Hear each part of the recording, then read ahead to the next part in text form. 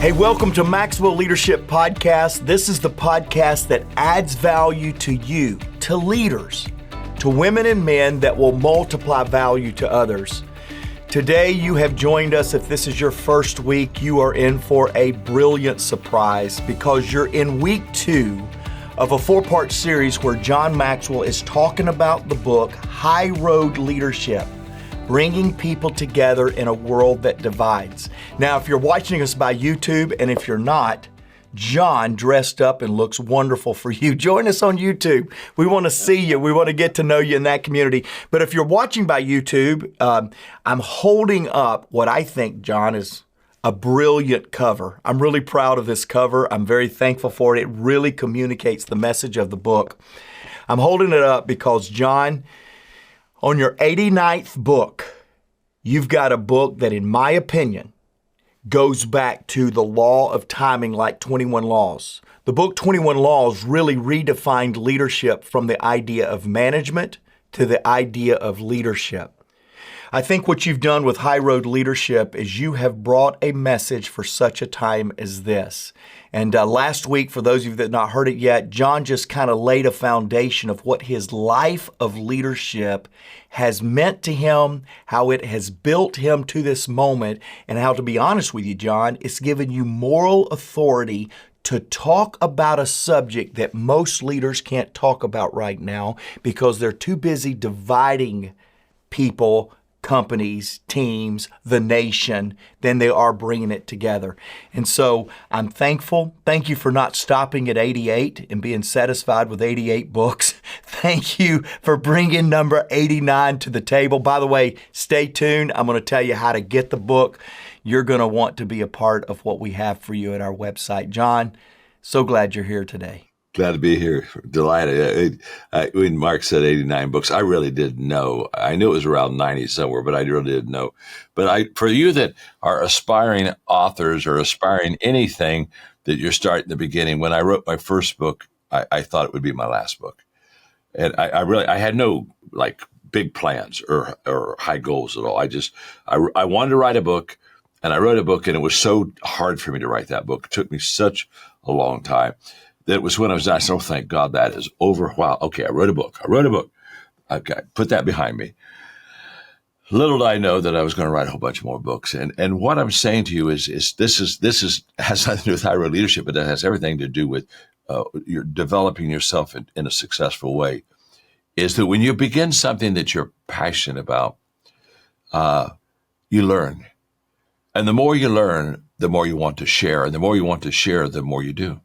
And so when I wrote the first book, I thought, okay, that is like the book. And then I realized how silly is this? That isn't the book at all. It's just a book. But there's a better book in me, and there's more that I want to tell. And I'm learning right now that I didn't get in the first book, so I got to write a second book.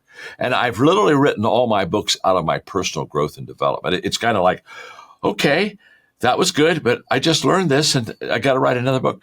And I just want you to know that the journey becomes a great journey, not because you say, I'm going to take this long journey. It becomes a great journey because you enjoy it in the moment. And one day, after you've had dozens and dozens of moments, you're a long way out there. I was not in a countdown. I didn't say, okay, maybe I could get 10, maybe I could get 20, but I just wrote a book and it helped me. And it helped people. And then I thought, well, but there's something else I want to say because I kept learning. So I wrote another book. So it's not like I set a goal. I didn't set a goal for, how many books I've written. I just love the journey of growing and sharing. And I want that for you. I want whatever you're doing, whatever you do, you'll probably never write a book. Doesn't matter. Whatever you're doing, I want you to enjoy what you're doing so much that it will create within you a desire to do more. And I think that's been the key. I've never got ahead of the moment. I've never gone out 5 years and said, okay, this is where I'll be and this is what I want to have. I've never been there. I kind of just said, this is where I am and this is what I'm doing and this is how I'm helping people today. And there's something really beautiful about today. There's something very fulfilling and satisfying about being in the moment and making the most of that moment because you're there. So anyway, that's a whole different subject. We'll do that on another podcast, but But that's how I got to 89 books, or how many ever I have. And again, I still don't have like somebody the other day said, "Oh, do you have a goal now for 100?" I said, no. I said, honestly, I started out just having a goal for one and wasn't sure I was going to make that one. So, but the other thing is, as you move forward in this journey, you grow and you develop, and your capacity becomes so much bigger. When I look at the first book I wrote took me a year. Honestly, if I had to write a book like that, 3 days, I'd be done with it. 3 days. You say, how did you go from, it took a year to 3 days? I grew my capacity. My capacity is so much bigger today than it was back then. It's going to be the same with you. As you live in the moment and grow every day, your capacity enlarges, which means you get more wisdom. You just understand. You can do it better. You can do it more quickly. Hey, podcast listeners. Many of you listening right now would probably love the autonomy that comes with owning your own business or becoming a coach that helps other businesses succeed. Well, we have a phenomenal strategy where you are 100% in control of your own business, earning income on your own terms, and have access to the people, tools, and resources you need to build a thriving leadership development business. When you become a Maxwell Leadership Certified team member, you join a global community of entrepreneurs led by our expert team of mentors and faculty, including John C. Maxwell. You'll also get one of the top leadership certifications in the world next to your name, giving you the boost you need to get started. Visit us online at maxwellleadership.com/join the team to find out more. Well, and John, I can speak on behalf of 36 million pair of hands that have held one of your books. Just let that stagger you for a minute. I can speak on behalf of 36 million pair of hands that have held your books, and I can tell you thank you. Thanks for answering that call, responding to that opportunity, and staying with it 89 times because we're better for it. Hey, let's take a moment, though, and let's talk about this book, High Road Leadership. Sure. Why the book? Why now? Why did you write High Road Leadership?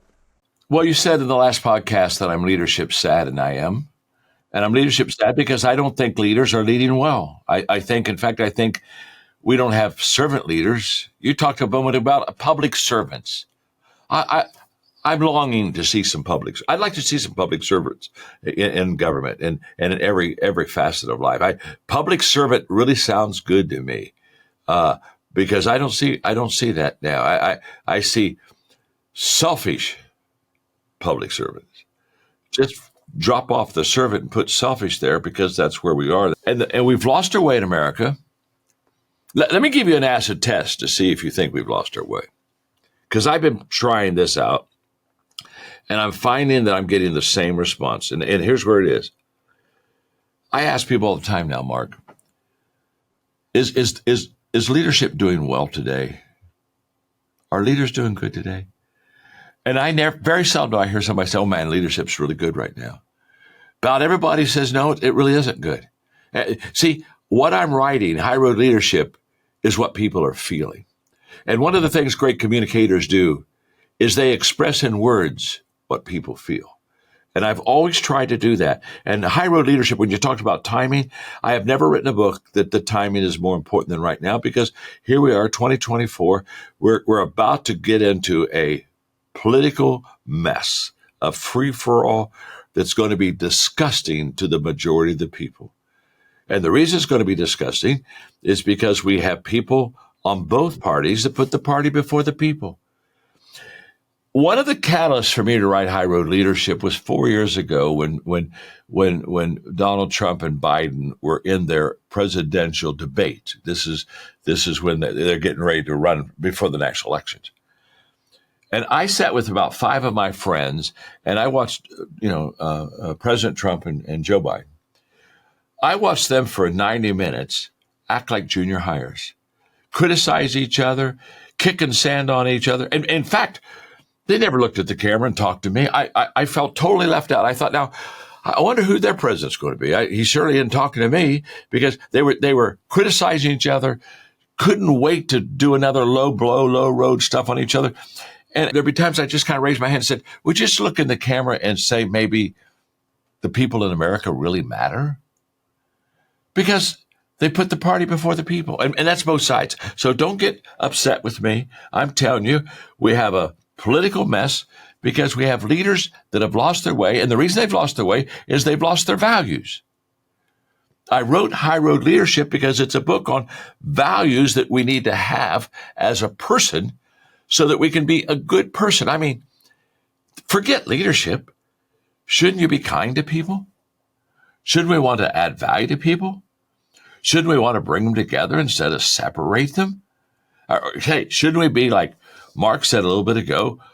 Everyone deserves to be led well. People deserve good leadership. And I'm telling you right now, we're not having good leadership. And it bothers me greatly. And we're not going to have good leadership until we get back to values. Because when I say everything rises and falls on leadership, Mark, there are two things that cause leadership to succeed and rise. One is good leadership skills, and two is good values. And if you have good leadership skills, but you don't have good values, you'll manipulate the people. You'll move them for your personal advantage, which is always wrong. Doesn't that remind us of the politicians today? I just kind of sometimes feel alone out here. I feel that, like, do I have anybody leading in the country that really cares for me and cares for and values everyone? See, the very fact that we divide the people tells me two people are going to run for president, and both of them are going to be divisive. And both of them are going to criticize the other crowd to get support for their work. Now, let me explain something to you. I thought I was so wrong. I thought we were going to elect the president of the United States, not a president of the blue states or not a president of the red states. I didn't know we had a succession. I didn't know that we split. I thought we were still the United States of America. We're not the United States of America. How can you be the United States of America in reality when you got people running for president? They're dividing America. And why are they dividing America? So they can get elected. It's all selfish. The reason they divide America is not for the best of the people. It's for the possibility of increasing the odds for them to become elected. And so this book, oh my gosh, I mean, it's not an accident, Mark, that we released it right now. This is not an accident. We wanted to release it right in the middle of a political campaign so people could look at this. You know, we're hearing right now that the most important decision in 2024 is who you vote for. I'm saying that's not the most important decision you're going to make in 2024. The most important decision you're going to make in 2024 is how well you behave. Are we going to be kind and civil? And are we going to behave well? Are we going to act like a bunch of junior hires? And again, I mean, I see families that are splitting over these issues. I see good. And by the way, there's a huge problem here. Just because, Mark, you and I have a disagreement on something, that doesn't make me right or you're wrong.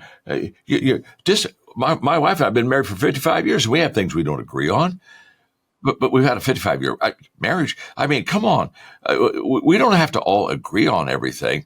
But let me tell you something. When I take those disagreements and I make them divisive, and I put a wedge in there, and I'm right and you're wrong, now all of a sudden the marriage goes to pot, the country goes to pot, your company goes to pot, your team goes to pot. And somebody has to speak up. Somebody has to write a book. Somebody has to say, let me show you what a high road leader looks like, so that you can begin to visually become that kind of person. When I spoke at the United Nations, you know this, Mark, I spoke because talk about divisive people. I spoke to all the ambassadors of every country in the world, and some come from kingdoms, some come from socialism, some come from dictatorship, some come from democracy. I mean, you talk about diversity of government and leadership. And yet I said there are three questions that every follower asks of their leader, regardless of what kind of government you have. And the three questions are very simple. Do you care for me? Can you help me? And can I trust you? Now just use those questions in that test for where we are in leadership in America. Do you care for me? I don't think so. In fact, I think you only care for the people that are on your side. And if they're not on their side, I think you kind of blast them. And can you help me? Well, can you really help somebody that you don't like? And can I trust you? Can I trust you? No, I can't trust you. I mean, we've lost the foundation of leadership, which is trust. And why I can't trust you is very simple, because you're in the game for yourself. You're not in the game to help us. You're in the game for yourself. So, okay, I did a little preaching there. Sorry, Mark. Excuse me. Well, all right. Down, boy. Just settle down. Hey, the world needs this message, John. Don't be sad. You know, you and I, we're in a dozen or more different countries every single year. In fact, in the next few days, we'll be in 2 other countries other than the United States. And let me tell you this, over thousands, tens of thousands of listeners from other countries. Let me tell you this, your leaders need to hear this message too. Your people, the people that you're leading, it is a global crisis. It is a U.S. crisis. Please pray for us. Those of you not in America, we need some prayer this year. But let me tell you something, it's a global issue. Yes, and that's right. why we wrote this book. In fact, for all of you, you can go to highroadleadershipbook.com right now. We've got more of John coming, but you can go to highroadleadershipbook.com. You can order the book. You can order the audio book, my international friends. We've got a talk there that John did recently about high road leadership that is yours free. You can download the first chapter of a digital copy of the first chapter. We've got a lot of resources for you at highroadleadershipbook.com. John, speaking of just the need for this book, what are the biggest leadership problems that we're facing today? Well, we have some big ones. I mentioned one just a moment ago, lack of good values. Somebody asked me the other day, I said, what's a good value? I said, I can tell you that very simply. A good value is the fact that you value all people, and what you do is for the benefit of the people. That's a good value. It's the golden rule. Treat others like you'd like to be treated yourself. Is this complicated? Is this difficult? Not at all. Another big problem is that leaders divide instead of unite. We've talked about that briefly, so I don't need to get into that much. But you know, one of the things we teach in leadership, Mark, you know, that really works well is the power of shared thinking. And shared thinking basically says that if you bring people together and you're open to different thoughts and ideas, and you have some kind of a project you're working on, the more you work together, the better idea you get. Here's what I know. If we have 4 or 5 of us in a room and we say, let's work on this challenge or this problem we have. If you got 4 or 5 people in the room, you're going to get different perspectives. I have never, ever taken a vision or an idea to our team and given it to them and walked out with the same vision or idea. They made it better. Why'd they make it better? Because they have different experiences, different perspectives, different thoughts. And so shared thinking makes everything better. And America was built on democracy. It was built on coming together and sharing your thoughts, sharing your ideas so that we can have the best idea. We don't come together. We don't share. And by the way, you say, well, we're in terrible straits. Can I tell you something? When America was in a civil war, we were lucky. We had a president named Abraham Lincoln. And what did he do with his cabinet? Not what they do today with their cabinet, where you just get everybody on your team that think like you and talk like you and have the same viewpoints of you. No. Abraham Lincoln brought his political adversaries on that cabinet. I mean, people that ran against him for president, one called him an ape. I'm talking about adversaries. And they said, why are you bringing these adversaries in your cabinet room, being part of the cabinet? He said, because the Civil War, the country is in such need. I can't just depend upon my way of thinking. I've got to get the best people with the best ideas, regardless of what party they're in, so that we can come up with the very best for America. Now, there was a president that put America first. He said, the needs of this country require the best minds. By the way, Winston Churchill did the same thing in his bunker in London during World War II. He brought Clement Attlee in the bunker with him, who was a political adversary. In fact, Clement Attlee, when the war was over, defeated him as prime minister. But Winston Churchill said, no, the hour is so crucial. I have to bring people that are different than me, that think different than me. I have to hear them. Because what happens is this, very simply. You bring good people together for the right reasons, and they'll come up with a better idea than what you or I will ever by ourselves. Shared thinking is huge. So if I'm a leader that divides instead of bringing people together, I don't get that shared thinking. And then we're just selfish. My friend Sam Tran one day was talking to me. He said, I got a one-word definition of leadership, and he knows how much I love leadership. He's a good leader too. And I said, Sam, what is it? And he looked at me, smiled, and he said, my one-word definition of leadership is others. Wow. I said, I got it. I got it. Isn't that beautiful? Others. Look at our leaders today. Are they thinking of others? And by the way, another problem we have is our leaders aren't accountable for their actions. I mean, when's the last time somebody was accountable for the actions? I mean, they're always excusing, they're lying, they're not telling the truth, they're pushing someone else out there and pointing to other people, and there's no accountability. I mean, when's the last time we saw a national leader look at the people and say, you know what? I made a bad decision there. I need to change that. Gosh, I thought it was a good one. I made it in good faith, but it's not really what we need to do. We need to back up. When's the last time we've heard somebody own their mistakes? High road leaders, they're accountable for their actions. And so those are some of the problems. That's why I wrote the book. Every page in the High Road Leadership book, here's what the reader's going to say. I've been feeling this for a long time. John's expressing in words what I have been feeling and what I've been thinking. Because I promise you, our country, there's a lot of unrest. In fact, I read the other day that 80% of the people that are citizens of America don't want either person that's going to probably run for president to be president. 80% of America, we don't even want them. And yet we're going to get them. Why are we getting them? Because the party's before the people. No longer do we have that voice.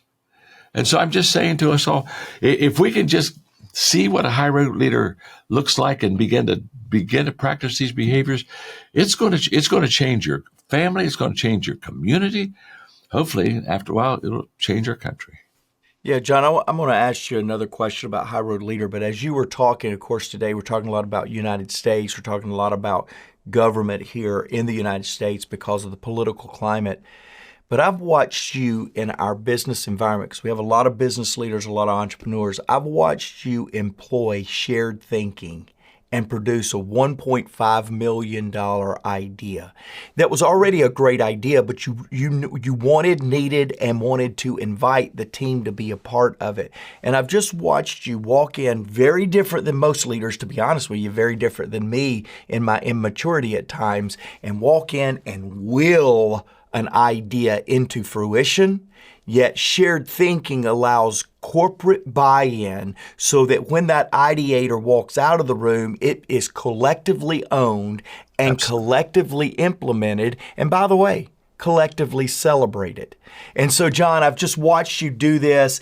You are a high road leader, and I know you're not going to give me a bonus for saying that, but I promise you, you are a high road leader, and I watch you do that from stages. I watch you do that in boardrooms, because truly, it's true. High road leadership has got to be an inside job so that the people around you will begin to benefit from your high road leadership activity. That's true, Mark. And bringing people together will take a good idea and make a great idea. Yeah, we need our congressmen, our senators to quit putting walls across the aisle. They need to be with each other. I mean, when you look back at Ronald Reagan, every Friday he had a lunch with Tip O'Neill, who was a political, quote, adversary. He was on the other side politically. Why did they get together every Friday? To discuss what was best for the country. Bill Clinton did the same thing when he was president. He crossed the aisle, and what we need leaders to understand. When you talked about in the business community, that $1.5 million idea didn't start off as a $1.5 million idea. It was just a good idea. And then maybe it was a $500,000 idea. But when we got together and everybody put their mind to it and began to put their wisdom to it, all of a sudden the value of that idea just kept increasing. And yes, everybody owns it because everybody had a piece of it. And that's what you want. It's not me. We got to go from me to we. We got way too much me in our country. We got to go from me to we, because that's where the ownership happens always. Yeah. Hey, so John, this book, High Road Leadership, where do people begin to be a high road leader? By valuing all people. When people ask me that question, I said, you just have to value people. But not just value people that you like, not just value people that are on your side, but you value all people. And once we do that, then, because what happens is if I value you, I'll look for ways to add value to you. But if I devalue you, which is what happens today, I'll not only not look for ways to add value to people, I'll look ways to hurt you. I'll look ways to make you look bad. I will try to decrease you, not increase you. You were with me in New Mexico about a year and a half ago, Mark, when we were talking to some of the top educators in America from every state of America, public school educators. It was a great day. And we were talking about values. We did a values roundtable with them, and we did Q&A, and I did a teaching on values. And one of the leaders in education, she raised her hand and she said, John, you talk about valuing me. How can you say you value me? You don't even know who I am. I said, well, I got an answer, but it's a faith answer. And I said, I wouldn't give you that answer unless you are comfortable with me giving you a faith answer, because I don't in any way want to do something that would not be right for you. She said, no, tell me why. And I said, well, I said, the reason I can say I value you without knowing you is I know God, and God values you, and God created you. And because he did, so do I. And that's from a faith perspective. Many people that are on the podcast, many people are people of faith, but many of them are not. But listen to me very carefully. It doesn't matter whether you're from a faith perspective or not. People need to feel valued. Now, let's get away from politics for a moment. Jamie Kern-Lima, one of my wonderful friends, in fact, she just wrote a book, Worthy, that's a fabulous book. If you don't have it, you need to get it.